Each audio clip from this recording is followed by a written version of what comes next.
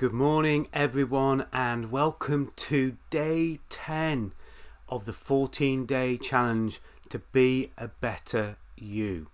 And I want to say a big shout out to all the people who joined me for the surprise bonus prize yesterday, and congratulations for Dan for winning the balloon ride, a chance to not only live a dream and do something that he's not done before, help me live my dream because we're going to do it together, but also to create a memory that will help us anchor either people that we talk to that might be suffering with dementia in a memory, or perhaps later in life it'll help us as well to have one of those memories that we can really treasure and hold on to. So thank you very much for that. I have in the Facebook group just put the link there to the eCam Live. If you want to comment on this video as it goes live, for me to see who it is that's commenting, you just need to do a quick agreement for it to show your name. It doesn't show any details, but it does need to show your name on the group there. You might be watching this on LinkedIn, you might be watching it on YouTube. I hope that you're taking part in this challenge. I hope that you are just taking some time to get the things done that we're working on here, because each one of these challenges, whether you're tallying up the points in the Facebook group to get those great prizes or not, it's about being a better you because of it. So let me know how you're doing, whatever the group is, whatever the platform is that you're taking part in here. So we're on to day 10, and day 10 is a 10-pointer. Okay, and 10 points mean that it's not only a benefit to you, but it's a benefit to other people that are around you. And today's challenge is to get the courage to lead. Now, to be successful in life and business, we have to become great leaders of ourselves and those people that are around us. And I want to make sure that you understand that being a leader starts with yourself first. And to do that, you need courage.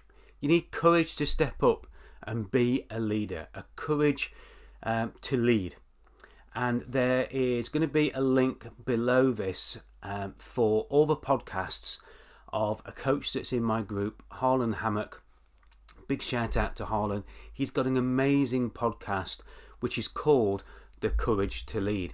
And in this podcast, he interviews people who have been great leaders that are in the progress of building up their leadership skills and becoming those leaders that they really need to be in their lives and in their business. And Harlan, you can see the image, that's one of my favourite images that Harlan uses, interviews these people about gaining the courage to lead. And he does it in a really unique style as well. So he asks some very interesting questions just to warm the podcast up, and then he goes into the chat about that. So find the links, wherever you're watching this, find the links in the narrative, the description of this video, and go and check out his podcast. That's the challenge for today. If you go out and you listen to just one episode, or subscribe or download one of Harlan's podcasts, Courage to Lead, then you get 10 points, because by listening to that podcast and taking that step and having the courage to lead, you're not only going to help yourself, but you're going to help all those people around you. Now, leadership is, and they are probably the most three obscure images that I've put onto a screen so far. But being successful in life and business is about that formula of increasing who we need to be by increasing what we do, and then what happens is we have more. And I would like to change that to we have or give more. So having the courage to lead is about a couple of things. And you can see the guy there with his feet up on the desk. I put that, and I use that for various different sort of comparisons. But today, it's not about expecting other people to be great around you, other people to be great in your life, and then just putting your feet up on the desk, leaning back and setting a bad example. What you have to do is you have to be a great leader. You have to lead yourself. You have to be an example. And then you have to do. There are actions of being a great leader. If you want to have things and if you want to give things, then you have to realize that you have to do things. Okay? And that's really important. And one of my favorite examples of self-leadership is Santa Claus. Okay? And if you think about Santa Claus, he is such a good example. His values are aligned. He does everything by his values, despite what you might see in some bad Santa movies. He is organized, and he gets so much out of people by being a great leader. You think about the elves in the North Pole. You think about the toy shop and all the processors. Santa is a great example of being a leader of himself. He's disciplined. He works to a deadline. He remains on brand. Okay? Santa is a great example of a leader. And what I want you to do, after you've listened to Harlan's podcasts, I want you to use Santa as the example. What do you need to take a lesson from Santa of how you can become a great leader in yourself? Is it the being on brand? Is it about maintaining your values? Is it about systems and processes and making sure that things are done right and having that discipline to do things and stay things? And at the end of the day, Santa, when you look at it, he is a leader of the elves. He motivates the reindeer. There's so many things which he does to encourage the entire team that he has that makes Christmas possible by being a great leader. What can you learn from Santa today?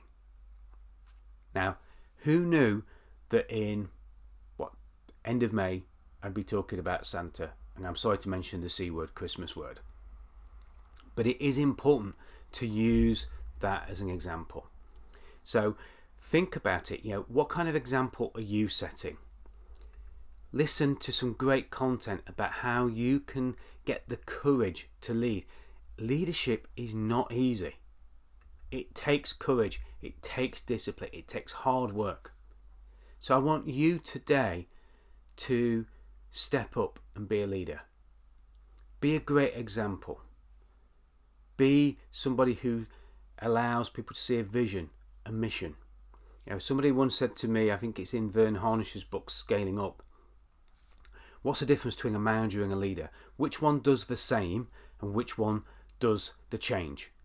And a leader does the same. A leader is about setting a mission, setting a vision that is so clear that it doesn't change and everybody sees the same thing and they are on track for that one thing. The managers then have to deal with change to make the changes happen so that that vision becomes real for everybody. So how good are you at creating that vision? Santa's great at it. Santa creates a great vision of what Christmas needs to be like year on year on year. Are you doing the same in your life and in your business? Are you setting that clarity? Are you setting that vision and that mission that you have to pull behind, that everybody has the same passion and the same vision of where they're heading? So something to think about. 10 points, because when you do that, it makes a difference to you and it makes a difference to everyone around you. Harlan has got a great podcast. Please go out and listen to it. Use the links below this video. Use the examples that I've talked about and share in the comments below this video what you realize that you need to do to be a better leader and what you need to do action-wise to become a great leader and to have and to give the things in your life and the business that you know you absolutely should. If you haven't joined the Facebook group yet, you still can. You can go, it's right across the bottom right now, facebook.com/groups/Sterling's Challenge. You can still join the group. It's not too late. You can, if you've been tallying up your points in your head, join a group. Give us a tally of the points. You can still be in to win those prizes of a meal for two up to £100, Audible 6-month subscription, £50 Amazon voucher and runner-up prizes as well. The two big prizes, bonus prizes, have now gone. The smart speaker's gone and the balloon ride has gone as well. But there is going to be one more towards the end of this. And don't forget, everybody, that you can still sign up for Ken's running challenge. If you want to join Ken at the end of this and run with him or walk with him on the 5th of June and be one of those people that will help Ken celebrate the 365th day of running 8k every day for 365 days. If you want to join Ken, you can. The links are just about everywhere. Message me if you don't have them and I'll give you the links, and you can join his team. You can help raise funds for the Hunger Project too. You can raise £5, £10, £25. We want to get 3,650 people running with Ken on June the 5th. It's an hour. It's not too long. You can walk for an hour. You can run for an hour. I'm sure we can all do it, and we can all support Ken, and we can all be there with him as well. And that's a good example of leadership. You know, stepping up, taking part, and leading by example. Do that today. Listen to the podcast. Take good tips from Santa and sign up for Ken's challenge. I hope that's been useful. Thanks to those of you who are saying morning and commenting. I'm going to get ready now for my network meeting in a few minutes, and I'll jump on to the Facebook group a little bit later and we'll see how the leadership is going.